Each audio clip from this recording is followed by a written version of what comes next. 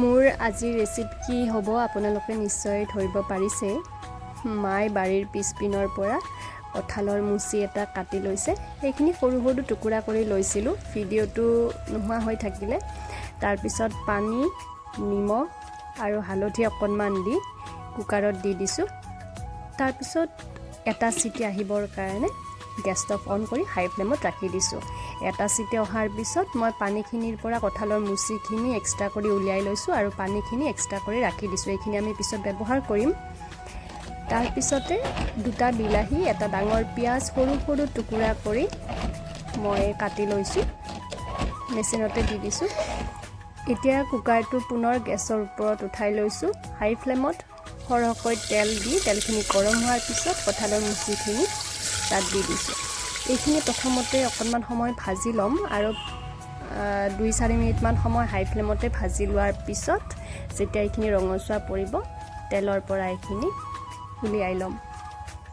আপোনালোকে এনেকুৱা কৰিও বনাব পাৰে, নহ'লে ডাইৰেক্ট কুকাৰত দি পিঁয়াজ, বিলাহী তেনেকুৱাকৈ দি ভাজি মুচিখিনি, কঁঠালৰ মুচিখিনি দি তেনেকুৱা কৰিও চিটি আহিব দিব পাৰে। এতিয়া এইখিনি উলিয়াই লৈছোঁ। পুনৰ সেই একেখিনি তেলতে গোটা জিৰা, দালচিনি, লং, ইলাচি, শুকান জলকীয়া গোটেইখিনি আপোনালোকে দি ল'ব পাৰে। পিঁয়াজ আৰু বিলাহীখিনিও দি লৈছোঁ। আদা নহৰুৰ পেষ্ট দি লৈছোঁ 2 চামুচ। এতিয়া এইখিনি ধুনীয়াকৈ ৰঙচুৱা পৰালৈকে মিডিয়াম ফ্লেমতে ভাজি ল'ম।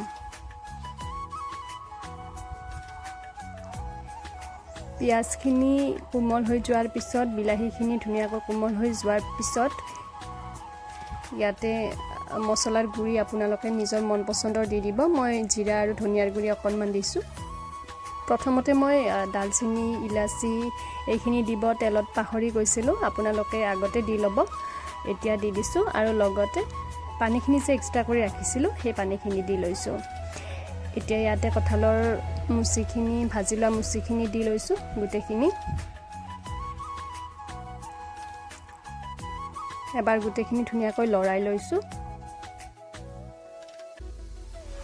যদি আপোনালোকৰ ওচৰত কচুৰি মিঠি আছে তেতিয়াহ'লে কচুৰি মিঠি এচামুচ দি ল'ব, আৰু নহ'লে ধনিয়াও দিব পাৰে। মান ধনিয়া দিলেও বেছি ভাল লাগে, আৰু ঘি থাকিলে ঘিও দিব পাৰে, তেতিয়াও এটা টেষ্টটো বেলেগ হয়।